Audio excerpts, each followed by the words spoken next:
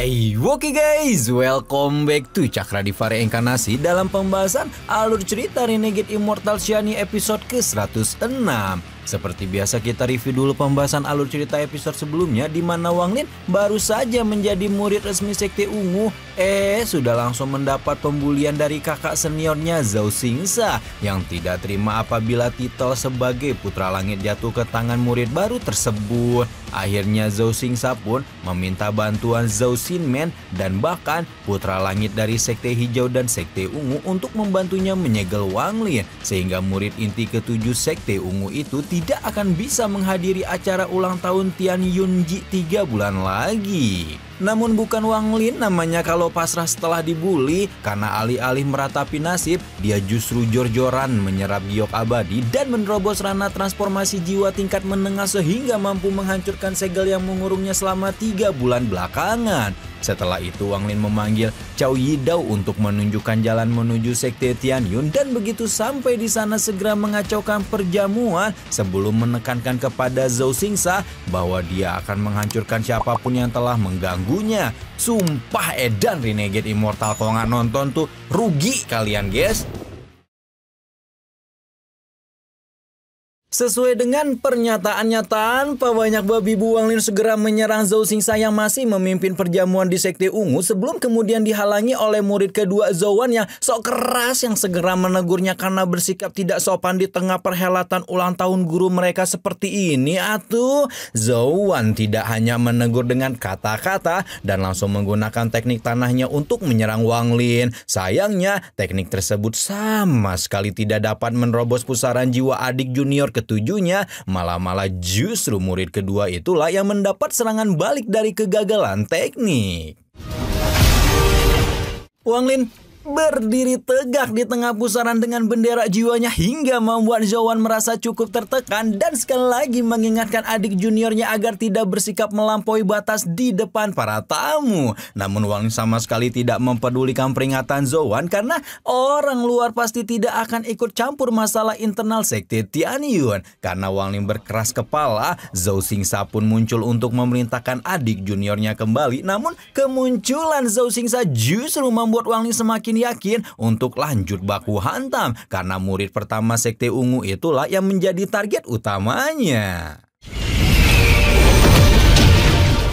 Tanpa membuang banyak waktu, Wang Lin memanggil bayangan Phoenix Ungu raksasa. Udah disebut Phoenix, enaknya mah Phoenix sebenarnya malah guys ya. Sebelum kemudian bertubrukan dengan teknik alam agung surga bumi milik Zhao Xingsa. Meskipun tekniknya tidak mengungguli teknik Wang Lin, Zhao Xingsa masih tampak sehat walafiat setelah berbenturan karena memang yang menjadi sasaran dari Phoenix Wang Lin adalah Zhao Wan. Zhao Wan dihempaskan dalam kondisi babak belur sebelum semacam tangan emas raksasa menggenggam tubuhnya erat-erat di depan mata semua orang. Zhao Wan masih saja bersikap sok keras karena berpikir bahwa Wang Lin tidak mungkin berani membunuhnya di tengah acara ulang tahun Tian Yunji seperti ini. Tapi ternyata Ternyata tanpa diduga-duga Wang Lin benar-benar menghabisi nyawa kakak seniornya sendiri di tengah perhelatan besar Tian Yunji yang jelas menyebabkan banyak orang hanya bisa ternganga tidak terkecuali murid inti Sekte Ungu lainnya. Melihat itu Zhao Xingsa langsung menggunakan teknik playing victim dan meminta divisi penegak hukum untuk mengeksekusi Wang Lin karena sudah melanggar peraturan sekte. Tim penegak hukum baru saja hendak mengikuti instruksi Zhao Xingsa sebelum kemudian jiper dan kembali duduk manis setelah melihat Wang Lin meledakkan kekuatannya. Zhao Xinmeng dan Bai Wei pun tampak tidak mau ikut campur sehingga Zhao Xingsa dengan tawa kesal pun tidak punya pilihan lain kecuali menghadapi Wang Lin secara pribadi.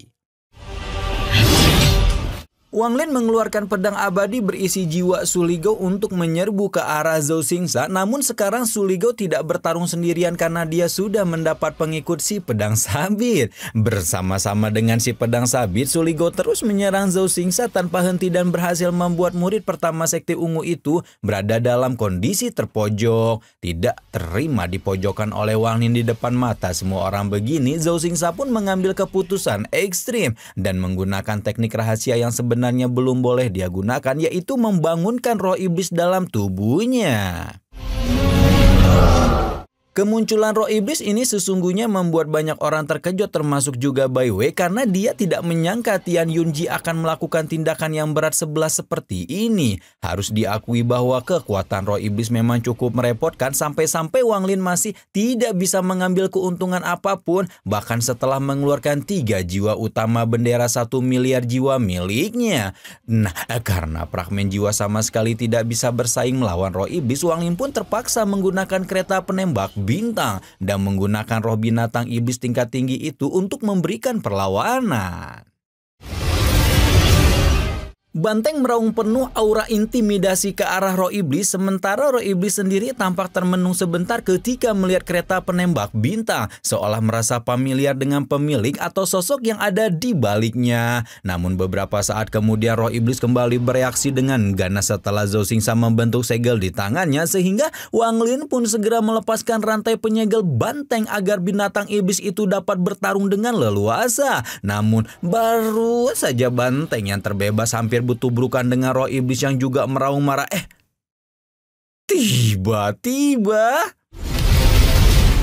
Tiba-tiba saja pusaran berdarah muncul di langit sekte ungu sebelum meludahkan sosok berjubah merah yang tidak lain adalah adik seperguruan Tian Yunji alias Ci Lie yang sudah sempat muncul di episode sebelumnya ya guys ya. Ci Lie menghentikan pertarungan yang sebenarnya tidak perlu dilakukan itu sebelum kemudian menegur Zhou Xingsa yang sudah menggunakan roh iblis padahal baru saja tumbuh di tubuhnya. Ci Lie juga mengingatkan Zhou Xingsa tentang perintah Tian Yunji agar murid pertama sekte ungu itu tidak ikut campur dalam pemilihan putra langit, dan meskipun tidak terima dengan perintah gurunya, pada akhirnya Zhou Xingsa tetap tidak memiliki pilihan kecuali patuh.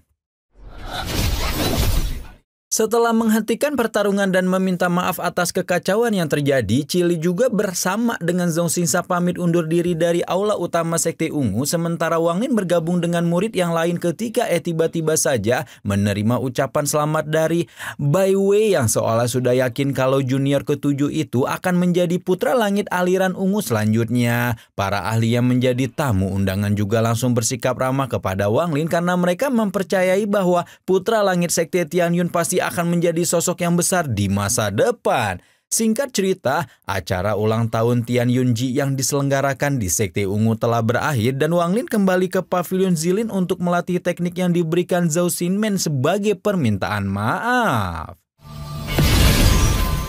Tidak menunggu lama setelah memulai latihannya, Wang Lin langsung berhasil menggunakan teknik teleportasi yang langsung membuatnya tertegun karena dapat menempuh jarak ribuan mil hanya dalam satu kedipan mata. Selain teknik teleportasi, Zhou Xinmen juga memberikan teknik terlarang yang diajarkan Tian Yunji kepadanya, yaitu teknik 9 putaran penempaan abadi yang bisa mentransformasi segala jenis teknik biasa menjadi teknik abadi emas. Wang Lin menyimpan teknik-teknik yang baru dia pelajari sebelum kemudian mengalihkan pandangan ke sekte Tianyun yang ada di kejauhan karena hari di mana Tian Yunji akan melakukan pengajaran Tao akhirnya telah tiba.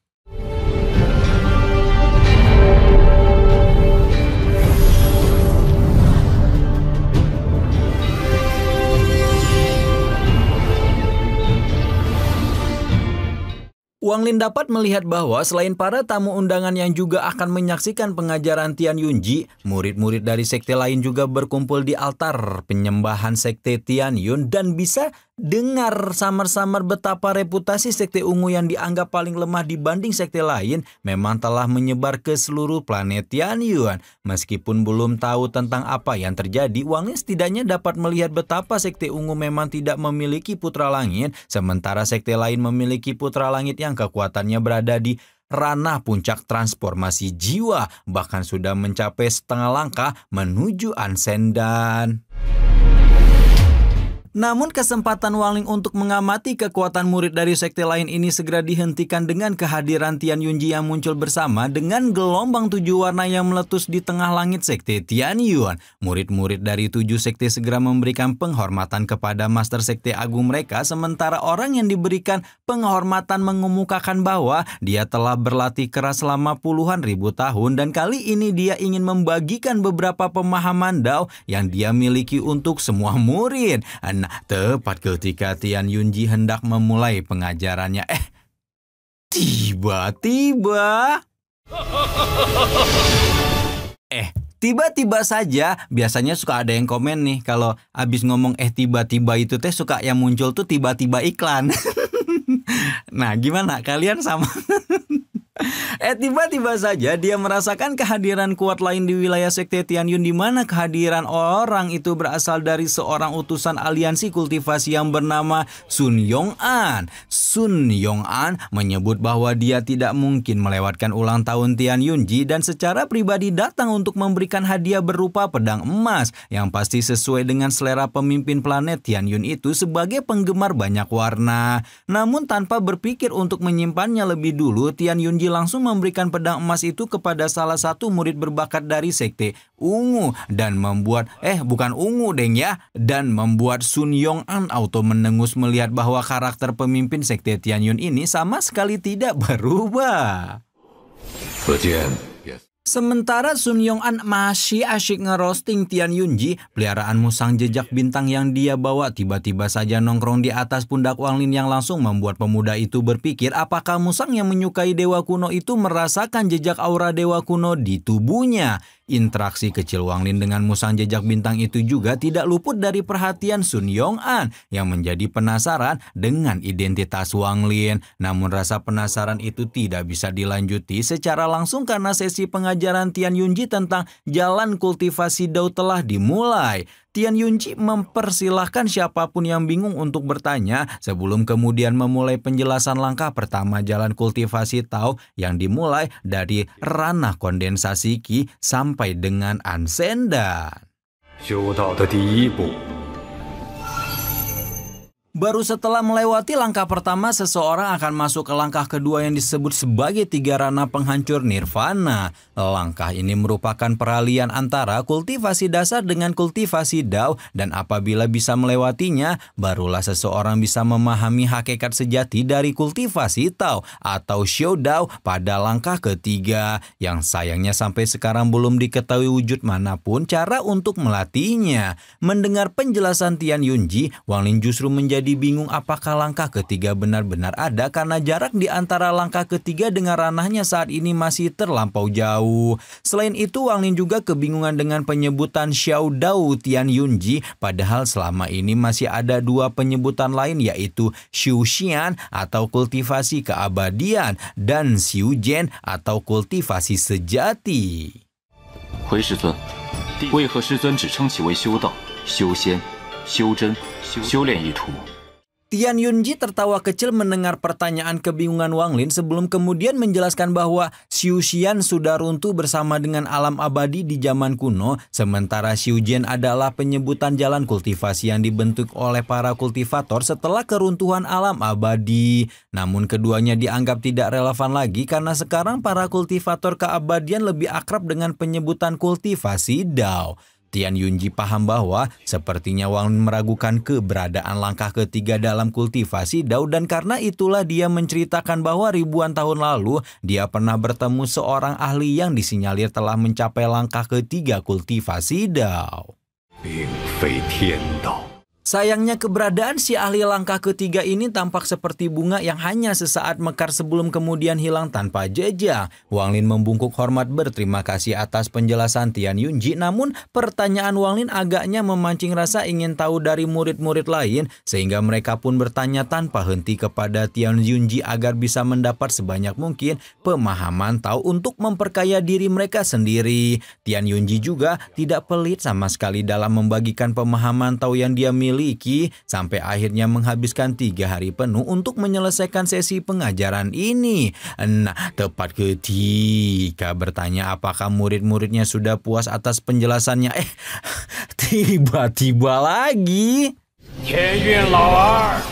tiba-tiba saja pusaran energi dahsyat yang dipenuhi dengan niat pedang luar biasa pekat muncul di langit sekte Tianhu sebelum kemudian memunculkan sesosok bapak-bapak familiar bagi Wang Lin, karena sosok itu tidak lain adalah ketua sekte pedang Daluo alias Ling Tianhu yang dulu sempat bertemu dengannya di alam abadi untuk memperebutkan pedang abadi hujan. Ling Tianhu membawa serta murid-muridnya ketika bertanya kok Tianyunji tidak menyambut kehadirannya, dan membuat ketua sekte Tianyun itu tersenyum kecil ketika berterima kasih atas kehadiran Ling Tianhuo karena dia akan memintanya menjadi target dari simulasi mantra panggilan surgawi yang akan segera dia tunjukkan.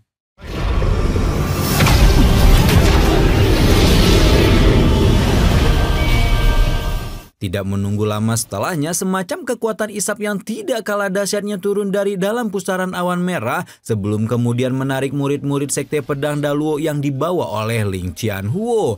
Ling Tianhuo meraung marah ketika menyaksikan bahwa Tian Yunji sebenarnya menargetkan muridnya dan langsung melepaskan kilin dari ruang di antara kedua alisnya. Namun sebelum kilin itu sempat mengambil tindakan, sesosok perempuan menyerupai Dewi Perang yang mengaku sebagai utusan alam abadi turun dan membawa seluruh murid sekte pedang Daluo itu pergi bersamanya.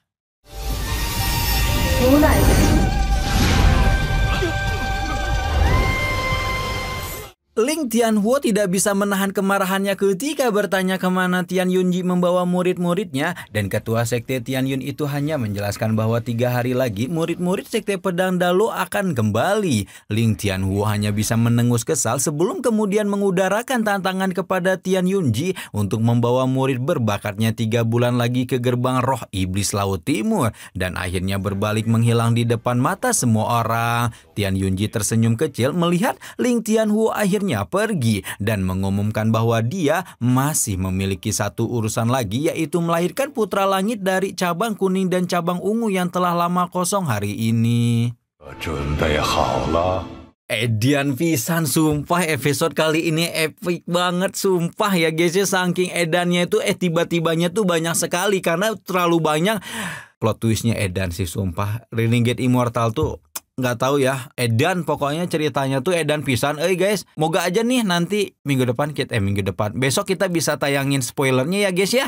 Doain aja lancar atuh ya. Gimana kalian mau spoilernya di Gnosis atuh ya? Wah, ada pemain lama muncul lagi nih. Ling Tianhuo itu adalah salah satu orang yang memperebutkan pedang abadi hujan punya siapa? Hayo, coba tulis di kolom komentar, masih pada ingat nggak? Dan akhirnya momen pemilihan putra langit dari sekte ungu dan juga sekte kuning yang ternyata kosong juga akan segera terlaksana nih guys. Apakah Wang Ling benar-benar bisa menjadi putra langit sekte ungu? Dan kalau jadi putra langit, kira-kira skill unlock apa lagi yang bakalan dia dapatkan? Nantikan terus pembahasannya hanya di Cakra Diva Reinkarnasi. Rama di sini pamit atuh ya. Bye-bye.